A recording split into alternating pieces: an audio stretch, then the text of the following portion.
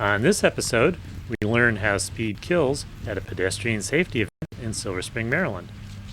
Then we meet the executive director of the Palmetto Cycling Coalition in Columbia, South Carolina. Finally, we meet a mother whose daughter was killed in Irmo, South Carolina. Stay tuned.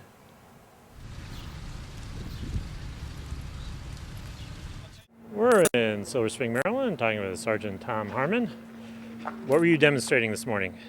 Well, today we had an opportunity to bring certainly a lot of different law enforcement agencies together from the metropolitan area, and we had the county exec and some chiefs of local police departments and the press and a lot of good citizens. We were doing a live demonstration using a pickup truck and a soft dummy to demonstrate what an impact looks like on an elementary aged child at some different speeds. We wanted folks to take a look at and have an understanding as to how speed and just that reaction time and braking distance plays a role in how you should be maneuvering along some of our city streets. And certainly as you get closer to central business districts and neighborhoods where there are more people on the street, you've got to be able to react to the unexpected, that child that happens to dash into the roadway. And it's very important that you keep your vehicle at a speed where you can recognize that there's a problem and bring that speed to a stop. And you started out with a truck coming at 25 miles an hour. What happened in that first case? Well, we wanted to show the speed limit along this particular road, Sligo Avenue, is 30 miles an hour. So we had our demonstrating truck come down the road at 25, and at a certain point, at a reaction point, he was able to brake, and he was able to bring that vehicle to a stop because he was traveling within that posted speed limit. We then raised the speed to 35 miles an hour, and you could see the difference. The same point of braking, but just because of the additional speed, the vehicle continued down the road and actually struck the child ped. We then took the speed up to 40, so you could see the significance of an impact at 40. We know that pedestrians that are struck at 30, they're going to be injured generally. Fatality is not as likely, but once you ratchet that speed up to 35 and into that 40 range, pedestrians that are being struck, usually the injury is very severe and it's usually a fatality. So, as you went from 25, a typical residential limit, on higher, not only at the lower speed were you able to avoid the crash altogether in this case, but you wouldn't have the severe injuries that you have at the higher speed. That's correct. Certainly, the higher the speed, the more severe the injury, and regrettably, the more often it's going to be a fatality. And so, what's the takeaway message for all the drivers out there that see this on TV today? Well, certainly, I think you've got to be cognizant of the fact that our roads do have speed limits. You've got to know what that speed limit is. You've got to try to keep your car certainly within a reasonable amount of speed. If it's a 30 mile an hour zone, when you start getting up to 35, 40, that's when you've got to realize you've got to back it down. I think the other point that probably was mentioned, maybe not directly, is when we start thinking about inattentive drivers, that puts a whole different picture on this. If you're driving in an inattentive fashion, whether it's you're reaching down to do something with your radio, or you happen to look at your telephone, and somebody steps into the roadway, that speed and your reaction time becomes even more critical because you're just closing that distance and you're getting close to that person, and physics comes into play. You can only stop you're going to need so much room to stop that vehicle.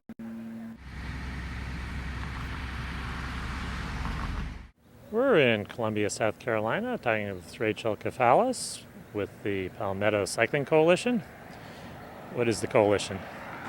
Coalition is a statewide bicycle advocacy organization.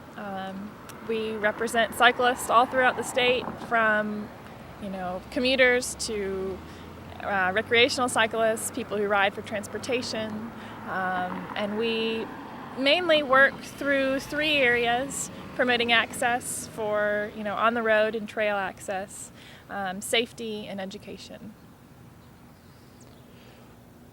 What's the street we're on here? This is Divine Street. This is downtown Columbia. It's a pretty significant artery of the city, connects sort of the southeast of the city, farther out is Sumter, South Carolina, to downtown. Just on the other side of this road here is the Capitol and areas beyond the city, of course. It's a 4-lane artery. Traffic goes pretty fast, on street parallel parking, and then there's angled parking up the road as well. What happened at this corner a few years ago? About 3 years back, a cyclist, a young man named William Wilson, was riding. Actually was leaving from a bike shop, which is just a few blocks up the road. And he was riding home, and he was coming down Divine Street. He was in the left lane, coming around the corner to take a left here onto Queen Street, and he was hit from behind. It was about 5 or 6 o'clock in the evening on a weekday. And I think he died at the scene of the accident. And there's bike chained to the post here. What's that all about? This is a ghost bike. It's sort of an untraditional ghost bike. It's not painted white. It's certainly not the bike he was riding at the time, which I'm not sure that that's actually traditional to the ghost bike sort of traditions that they have. But it's in memory and honor of him. And it's really interesting. It's been here since a couple weeks after the accident.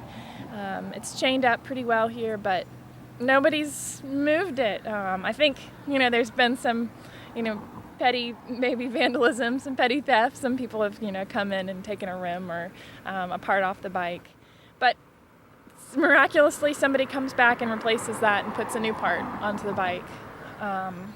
And it's maintained as well with flowers and wreaths. And, it's looking a little rusty. It's certainly not in any riding condition, but it's pretty phenomenal. I mean, it makes quite a statement to the community, particularly given, like I said, that this is a significant artery in town. How bad is the bicycle safety record for South Carolina?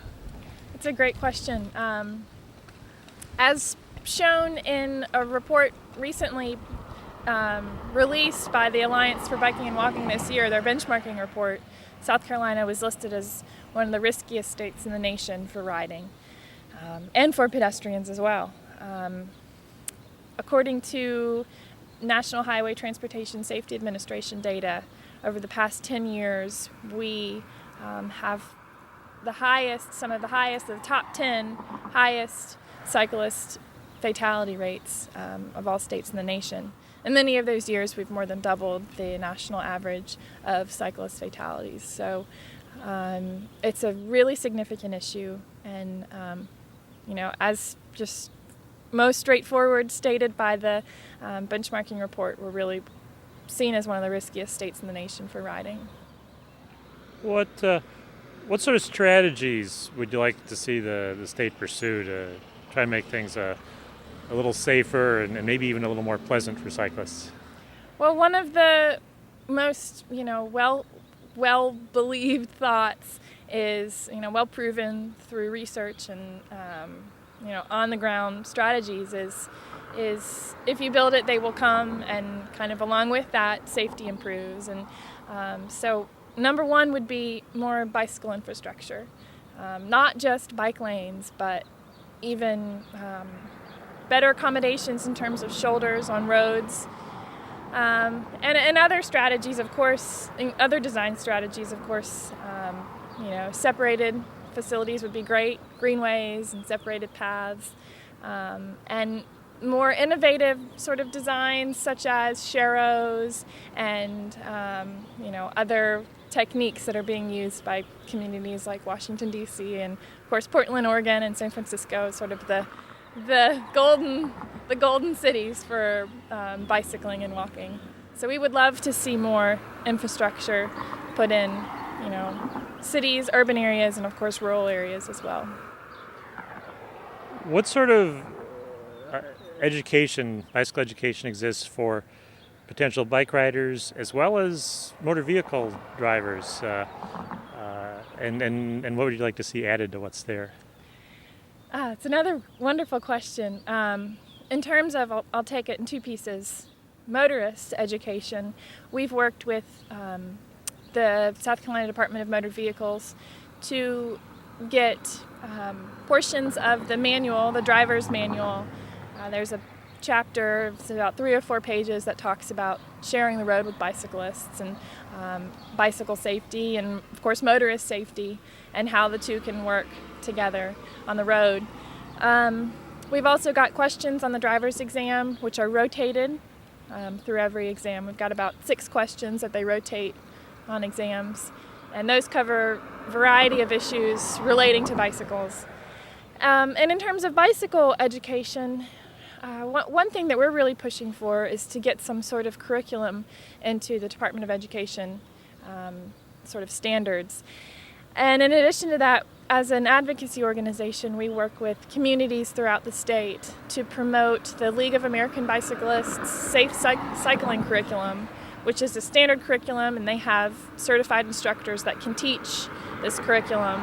And throughout the year, we have anywhere from 6 to a dozen classes go on that, are basic, 3-hour commuter classes to 9-hour more intensive, riding in traffic kind of classes. And those classes we open to anywhere from, 8 to 10-year-olds to adults. So sort of covers, we try to cover, all potential cyclists and current cyclists.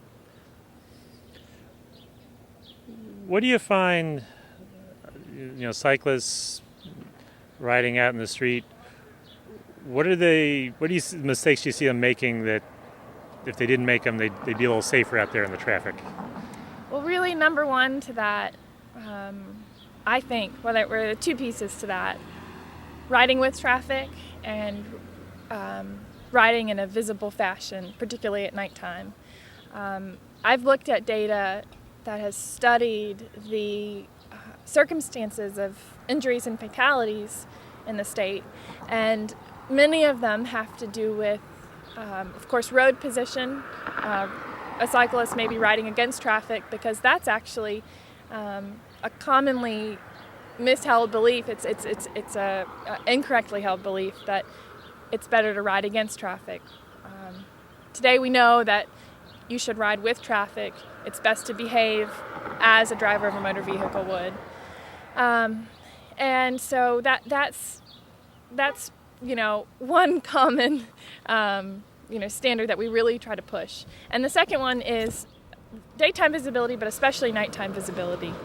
Many accidents we see are people who are bicycle dependent in terms of transportation, who are riding, with street clothes and have no visibility. They may have reflectors on their bike, but that would be sort of the extent of it. They certainly don't have blinky lights. They wouldn't have any sort of other reflective material on their clothing. None of the typical that you see, those fluorescent orange or yellow, gear. And that's an area that, as an advocacy organization, we've tried to improve. We've working with Department of Health and Environmental Control, DHEC, their Department of Injury and Violence Prevention.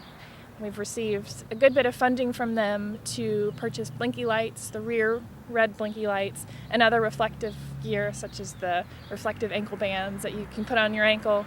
And we've produced sort of a visibility brochure, and we've gone into the community, particularly in more lower income communities where people are more likely to be bicycle dependent for transportation, and really trying to get that education piece across of how crucial it is, to be visible, and really realizing it's something that I think that many people just don't realize how invisible you are at night. And so by far those are the two principles that we really try to push. And you mentioned working with a partner there to do you find that you work a lot with many organizations to try to accomplish your mission? Absolutely. We are Palmetto Cycling Coalition. As a coalition, the work that we do is collaborative. We're a statewide organization with one staff person. Fortunately, I'm paid. Many organizations such as us do not have even a paid staff. But there's no way that we could do what we do without collaborative efforts of other organizations, and that includes, like I said, I mentioned DHEC, Department of Health and Environmental Control, state agencies, and of course city-run agencies and county agencies, and then of course the nonprofit communities, various organizations in the health field or other areas, in the nonprofit world. And the business sector, working with bike shops, is crucial. And of course, other businesses for financial support. So really we couldn't do what we do without collaborative efforts and partnerships and success that comes out of that.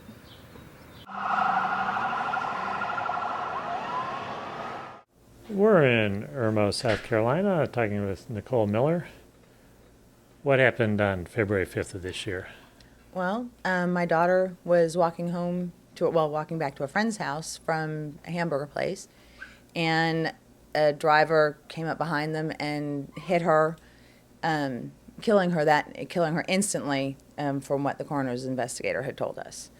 And we found out approximately 3.5 hours later, because we were told that they were doing an investigation. They couldn't stop in the middle of an investigation because they were afraid that we would actually follow them back to the scene. So they were going to get to us when they got to us. So we had gone out looking for her, and because we had a text message from a friend of hers saying that she didn't know what was going on, but one of her other friend that she was with said she had been hit by a car. So we, of course, jumped in the car and went and looked for them, and came upon the scene by accident. And we were told that we couldn't go down by where the police cars were. We had to stay up at the top of the street. So we were waiting up there because the sheriff's deputy had said he would call down and get a supervisor to come up and talk to us. And at this point, I still didn't know that it was my daughter. I still didn't know what had happened. I didn't know what was going on. All I knew is that, one of her friends said she thought she had been hit by a car, and we were on our way to the hospital to look for her, to see if what hospital she had gone to. We came across the police, and we decided to ask them if they could tell us where she was, because we couldn't get any answers from the dispatchers that we had called at 911. And we were waiting, and I noticed a news crew setting up in a parking lot on the other side of the street. So I went over and I asked them what was going on, or what were they doing, and they said, well, we're covering what's going on down at the end of the street. And I asked them, what's going on down at the end of the street, and they said, oh, some kid got hit and killed down there. So that's how I found out that my daughter had been hit and killed, because that's at that time the police had run up and cause saw me talking to the news people, and they were like, oh no. So they came up and they told me, and apparently, according to them, it was her fault because she was walking on the wrong side of the road and she had a dark sweatshirt on. So I said, well, on the wrong side of the road, that's the only side of the road that has lights. And since it was 7 o'clock at night, and these were two 14 and 15-year-old girls, I'm assuming that's why they were walking on that side of the road. There are no sidewalks on that road at all until you get way further down into the next town. So this stretch of road happens to be just a county road. So it's not, run by a town or a city. It's just county owned. Well, I've come to find out that there's very few neighborhoods around here that have any safety aspects for children, for, if they're walking to school, or if they're walking, to the mall, or if they're just walking to a friend's house. My children, they have friends down the street, and, they're always riding their bikes back and forth or walking around. And normally, I don't have a problem with it, because normally they'll stay on the neighbors' yards or walking, but I never really thought about there's no sidewalks here, because it's just, they walk through the yards, or they'll ride their bikes and they're riding on the, side of the road. And most of the cars are going pretty slow through this area here, and I never really worried about that. But this neighborhood, we've come to find out, has some issues with speed, and there was another accident on that road just a couple of years before, in 2007. 3 women were hit. 2 of them were sent to the hospital with serious injuries.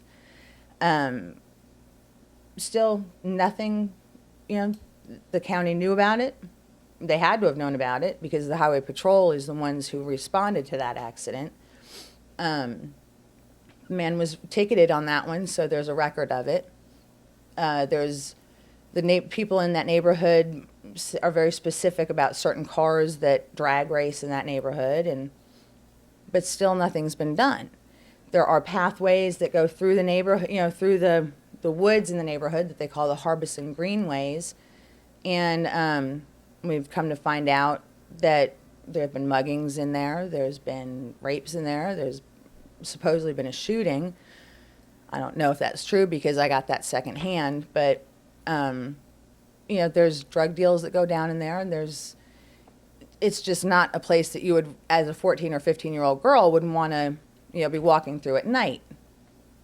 And, like I said, this was 7 o'clock at night. She wasn't out wandering the streets at midnight. She wasn't around, doing things that she wasn't supposed to do. They had gone to get something to eat, and they were bringing it back to her friend's house. That night, the police tried to tell us that, it was just an accident. There was nothing that, anyone could have done. Well, we've come to find out that there probably was something people could have done to, keep this from happening besides, putting sidewalks in. We've come to find out that this gentleman in the past 10 years has had 12 speeding tickets. On his record, they're all 10 miles an hour or less, but if you look at the original charges, they're 15 to 25 miles an hour over the speed limit. Some of them are reckless driving. Some of them are, they've all been sort of knocked down to something not quite so bad. So in that case, he gets 2 points, and within 6 months, 2 points are gone. So unless he gets, a couple of them close together, he's got 2 points, and then they're gone, and then he gets another 2 points, and they're gone.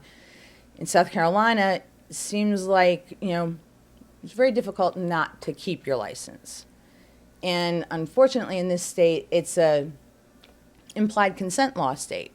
So just by signing your driver's license, or basically, actually, what I was told, just by, even if you're from out of state, just by driving on South Carolina roads, you are giving your consent that if you're stopped and they question you and you are requested to give a DUI, a breathalyzer test, you're supposed to do it. Unfortunately, you can say no, and if you are a state resident, they'll take your license away for 6 months. But if you appeal that decision within 30 days, you get it back. So for all of their, we're so tough on drunk drivers, sober and slammer, and these really nice commercials that they make with what drunk people actually say, no. Because you actually have to be falling down drunk, fall out of your car, and drag that bottle out with you before they're going to test you, because they're not going to take a chance on wasting all the time and effort and Mirandizing you 3 different times and videotaping your test, and then just going on to court. And even if you are drunk, most likely it's going to be knocked down.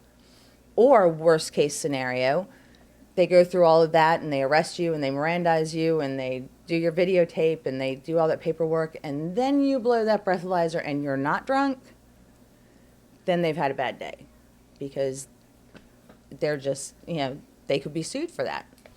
So I think the problem is that even if there is a question as to whether or not they should, they don't. And in this instance, not only is this man's driving record at question, he got out of the car on the phone, and the witnesses assumed he was calling 911, and they, waited for the EMS to show up. They waited for police to show up. No one showed up. So one of the witnesses finally called 911, and it was 11 minutes after the accident. Well, I wanted to know why. I wanted to know what happened in that 11 minutes and why nothing was done and why someone wasn't called, and would she have been saved if something had been done. And I was told by one of the police officers that was in charge of the scene that the reason there was a gap of 11 minutes was because the man did not call 911 when he got out of his car. He, in fact, called his attorney. And when the police asked to interview him that night, he declined until he spoke with his attorney. and they attempted to reach him one more time, probably about a couple of weeks after the accident, and they couldn't reach him, so they left a message, and that was it. That was the attempt. So his statement reads, "I was driving along and I did not the girl." To me, if I'm a policeman and I see that a man has not called 911, has called his attorney, is writing a statement, "I did not the girl," I'm questioning what's going on there. It doesn't make much sense. He didn't, he broke South Carolina law. He did not, call the police. He did not call 911. He did not try and render aid. He was speeding. His speed limit on that road is 30 miles an hour, as per South Carolina law. They put 35. He broke all kinds of laws, and yet it was the pedestrian's fault. It was my daughter's fault because she was in his way. That's the way I'm seeing it. She was in his way, on his road, and she shouldn't have been there. That doesn't make any sense to me. If you don't want the people from the neighborhood walking on the side of the road, put sidewalks in. Put something in to protect them, to give them some form of, pathway that they can get from the neighborhood to the very, very heavily commerced area. There's malls, there's restaurants, there's stores, there's movie theaters, there's anything you could want, grocery stores, coffee shops, anything is right there around the corner from this neighborhood.